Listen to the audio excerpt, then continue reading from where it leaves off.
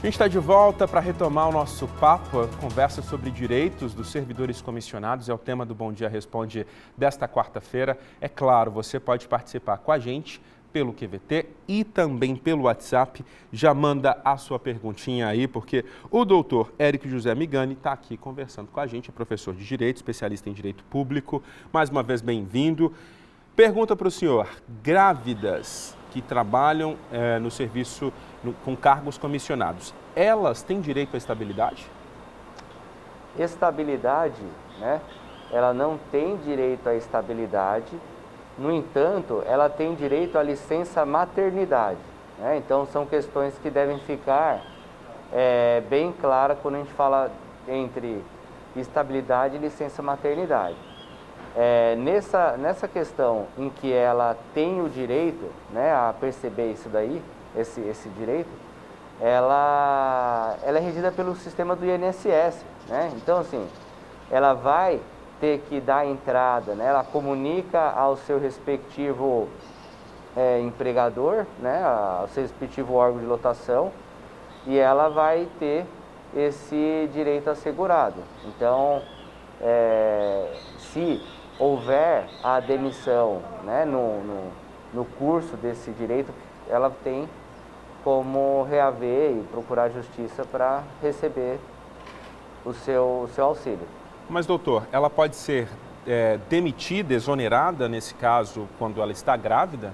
Não, ela vai ter direito a receber esse período, porque quando a gente fala de estabilidade, né, que fique bem claro que a gente tem a estabilidade, né, do ingresso da administração pública, né, e a estabilidade que ela é necessária para ela ter direito, né, à licença maternidade. Então, ela vai ter, sim, esse direito, né, de licença, e nesse período ela não vai poder ser demitida. Mas isso não quer dizer que ela entrou na que ela passou a ter estabilidade para sempre na administração pública, né? É só até o momento em que tiver a gestação, recebeu as suas verbas e retornar no cargo onde ela estava lotada.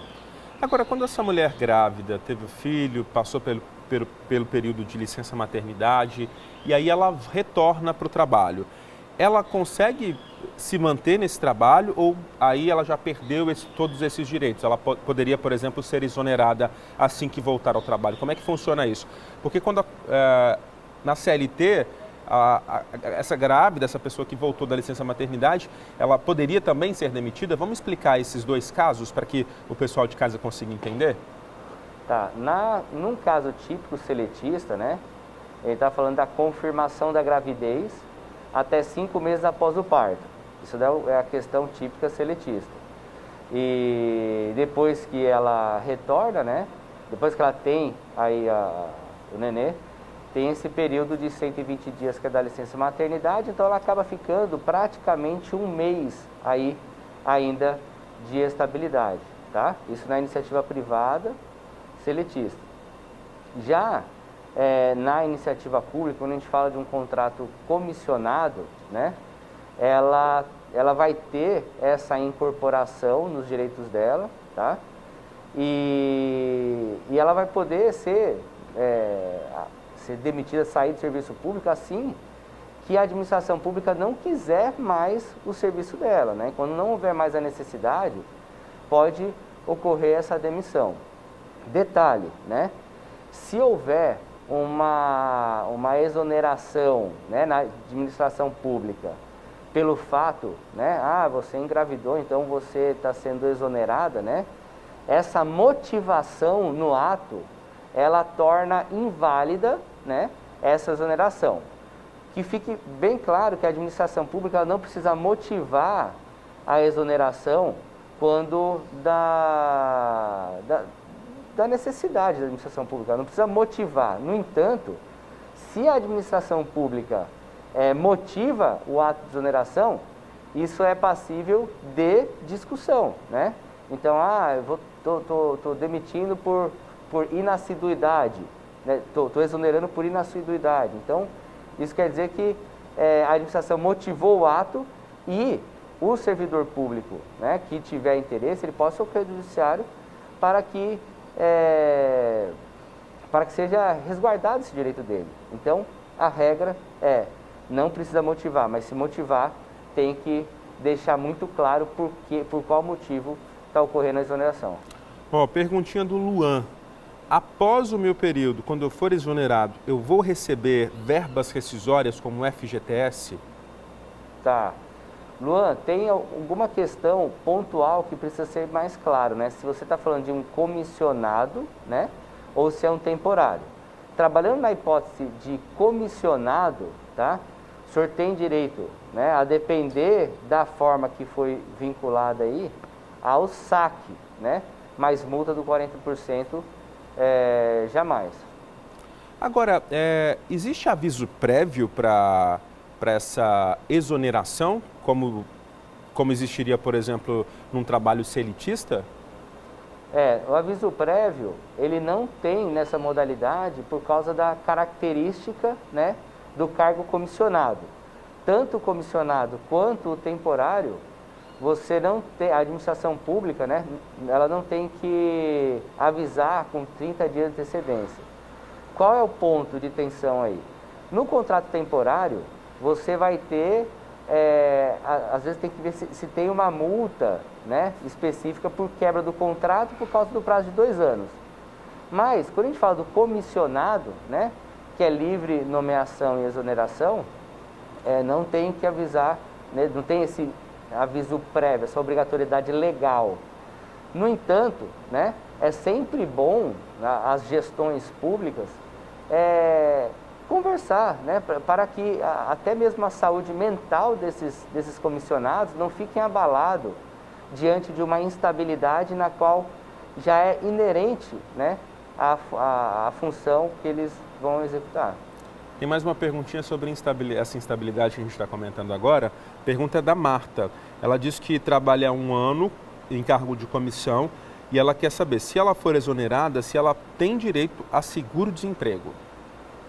Pois não tem direito a seguro-desemprego, porque o direito ao seguro-desemprego ele é devido justamente num evento de surpresa, né?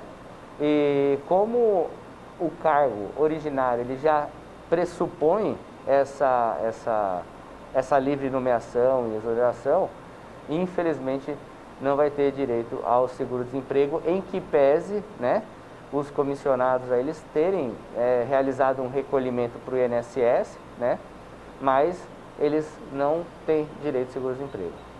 Olha essa próxima pergunta aqui do Vitor. Trabalha em comissão, é um servidor comissionado, e o órgão que ele trabalha está em home office, mas ele não tem as condições necessárias como computador, ele fala de cadeira também, específica para fazer esse trabalho.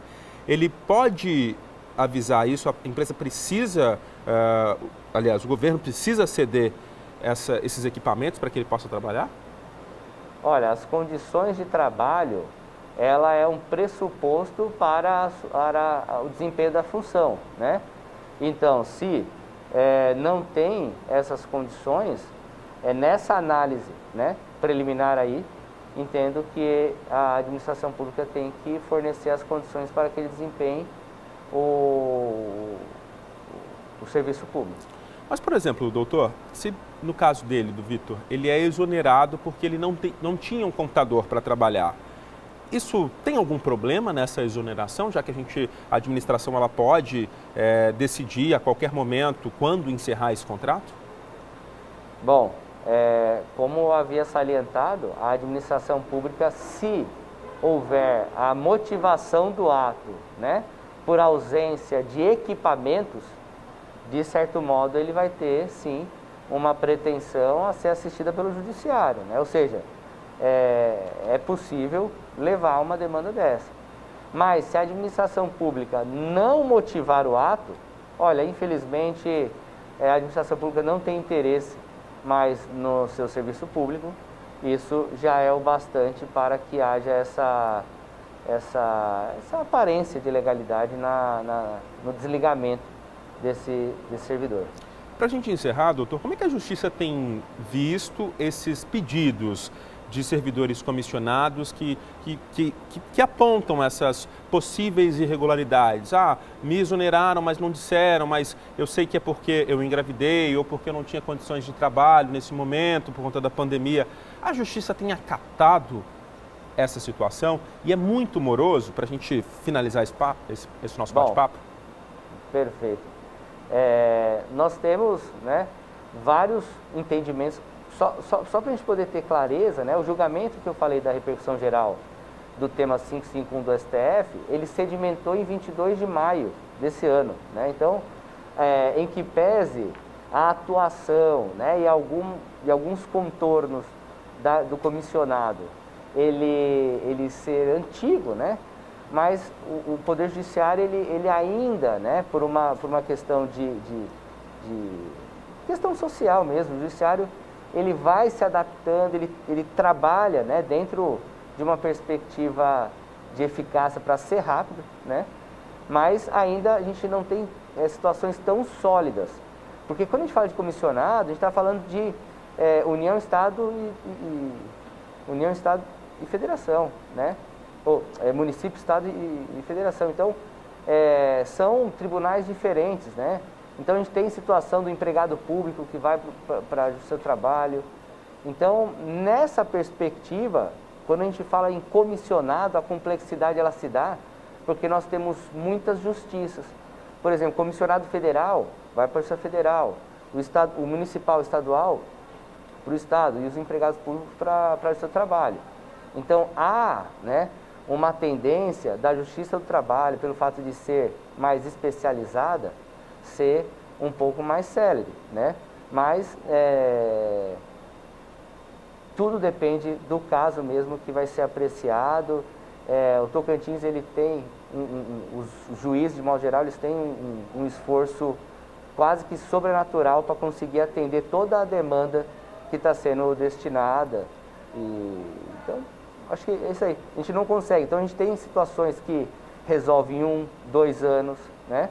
E tem situações que são levadas para o STF. Esse mesmo tema que eu falei ficou 15 anos para o STF decidir a questão de Minas Gerais, né? Mas é nesse sentido. Então, não é tão rápido, né? Mas nem tudo tem que ser tão rápido, embora a gente está falando de verbas, né? De direitos que são inerentes à própria sobrevivência, né? A manutenção do servidor público aí. Doutor, obrigado pela sua participação, pelos esclarecimentos. Um excelente dia para o senhor. Obrigado, Roger. Bom dia a todos. Bom dia.